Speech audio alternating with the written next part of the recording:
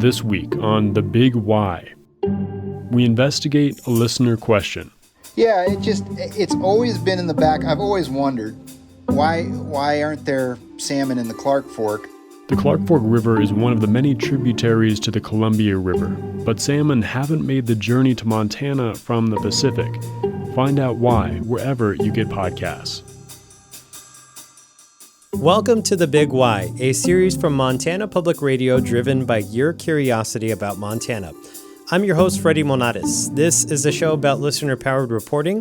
We'll answer questions large or small about anything under the big sky.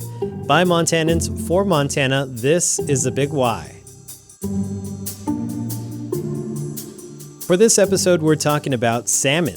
They can travel hundreds of miles from the Pacific Ocean up the Columbia River to spawning grounds in Washington, Oregon, and Idaho. But did they ever make it to Montana? That's what fly fisherman and Anaconda resident Rob Murray wants to know. I've always wondered, why aren't there salmon in the Clark Fork? The Clark Fork River is one of many tributaries to the Columbia River. It flows from Butte right through the heart of Missoula, where I'm standing, and onto Lake Pend Oreille in the Idaho Panhandle, traveling over 300 miles in all before it connects to the Columbia via the Pend Oreille River. Reporter Aaron Bolton is with us now to help answer this question about salmon in the Clark Fork. Hey, Aaron. Hey, Freddie. Hey, so this is the first time we've taken a listener question, and before we get to answering it, can you tell us a little about Murray and why is he thinking about salmon in the Clark Fork River?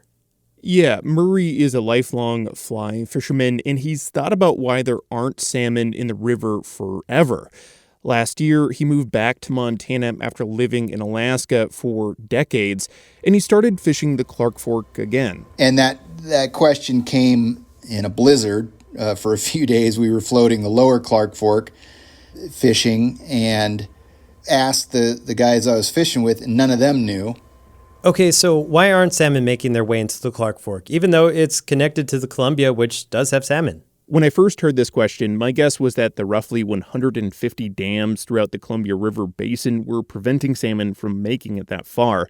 Murray was also wondering if the dams played a role, so I started my efforts to answer his question there. Here's the short version of what I found. The dams were first built in the 1930s as the population of the Pacific Northwest boomed. This rushing water is put to use in turning dynamos in the power plants at the foot of the dam. Farmers use the water of the river to irrigate their crops. While the dams provided a ton of economic benefits, they've diminished salmon returns in the Columbia over the past 90 years. Now, more than a dozen salmon and steelhead trout species are endangered or threatened because of the dams. And there is a push to remove these dams, right? Yeah, Aaron Ferris Olson with the National Wildlife Federation has been helping lead a coalition of nonprofits, environmental groups, and tribes who have taken the federal government to court over how these dams have reduced the overall number of salmon making their way back up the Columbia River. She says the federal government has tried to modify operations at the dams to allow more fish to pass up things like fish ladders. It's resulted in different efforts on the part of the Army Corps to try and increase the suitability of the habitat and increase connectivity. Those measures have not made a demonstrable impact on the salmon. But things are changing. New reports released by the White House argue for the removal of dams and... The Biden administration in July released reports that identified dam removal as one of the best ways to restore salmon runs and outlined how the power produced by those dams in the Columbia River system could be replaced by other green sources like wind and solar. Ferris Olson says that's why litigation over the dams has been put on pause for now as they wait to see if any steps are taken toward dam removal. That seems relevant to Murray's question. If these dams in the Columbia River are in fact removed, is there a chance we could see salmon make their way into the Clark Fork River? I guess I should ask, were they blocking salmon from entering Montana in the first place?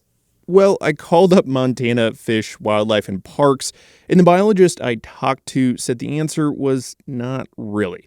He said while dams are now preventing salmon from making it that far, there's always been some natural feature, like a waterfall, preventing salmon from swimming into the Clark Fork River.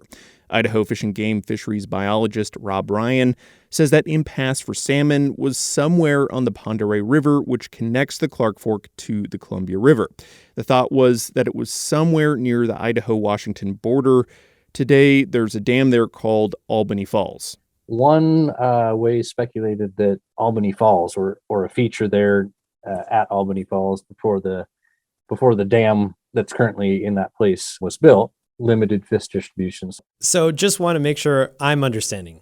The answer to why there's no salmon in the Clark Fork is there was always some kind of natural barrier, right? Like a waterfall keeping them from making their way into Montana rivers. Exactly. Ryan says other fish species offer up supporting evidence for this. Below that section of the Pend Oreille River, red-band rainbow trout have always been present. And in the upper sections of the river, closer to the Clark Fork, those red-band rainbows are replaced by cutthroat trout. And those types of delineations are fairly common to some of these geologic features that historically made fish distributions different above and below. But there's a twist here. Turns out people a century and a half ago wanted to get salmon into the Clark Fork. Wait, what do you mean?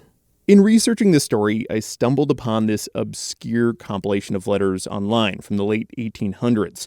Various chapters of the Rod and Gun Club in Helena, Missoula, and Deer Lodge, as well as a member of Idaho's territorial legislature, wrote to Martin McGinnis, who was Montana's delegate in the U.S. House before Montana gained statehood. They wanted to clear the obstruction for salmon on the Pend Oreille River so they could swim into the Clark Fork and get into other Montana rivers. They asked McGinnis to use his sway in Congress to get approval for their plan to bring salmon to Montana. Why did they want salmon in the Clark Fork if they weren't making their way there on their own?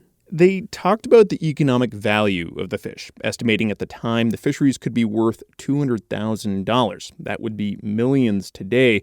But keep in mind, this is long before the booming recreation economy we have around fishing for Montana's trout today. They also note that salmon could have been a valuable food source for Montana tribes at the time, which were struggling with the near extinction of their main food source, bison, due to the federal government's campaign to kill off bison in order to suppress tribes. Did they actually try to remove waterfalls on the Pend Oreille in order to make this happen? It's hard to say, as I couldn't find much more on their efforts. If they did attempt to help salmon swim into the Clark Fork, it must have failed, as we still don't have salmon making their way from the Pacific Ocean to Montana. Okay, it seems salmon were never able to swim into the Clark Fork. So coming back to Rob Murray, who brought this question to us, what does he have to say about all this? Well, Murray was unsurprised that it was in fact a natural feature like a waterfall that prevented salmon from making it to Montana. But he was surprised by this push to help salmon make it here. You know, it's not like, oh man, I wish there were salmon here so I could catch them. But at the same time, more like it would be really curious to see if they did do that, how things would have changed. Would they have decimated the West Slope cutthroat population? You know, or maybe we'd have much larger grizzly bears if there was a reliable salmon run in Montana. Maybe the habitat in the Clark Fork wouldn't sustain a salmon run, or maybe the same dams diminishing returns on the Columbia would have done the same on the Clark Fork. To be clear, Murray thinks it would have probably been a bad idea, but it's something he says he'll ponder the next time he's casting a line with friends. Yeah, cool. Now I can finally...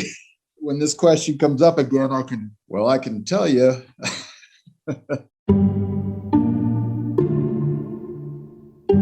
Now we want to know what makes you curious about Montana. In our next episode, we'll hear another listener-submitted question. Send us your questions at bigY.org and find us wherever you listen to podcasts.